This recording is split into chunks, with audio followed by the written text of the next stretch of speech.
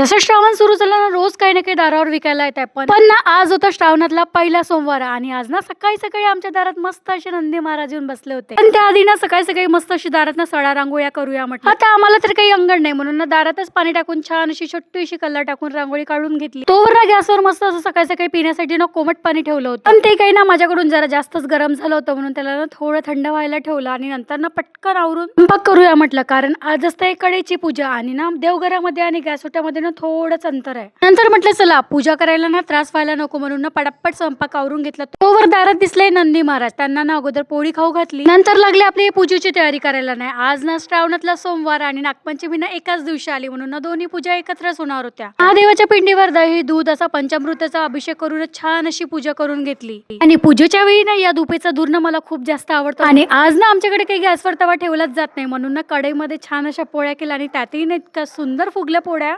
नंतर ना येशूच्या पप्पाने कढईची पूजा करून घेतली. चला मग बाय.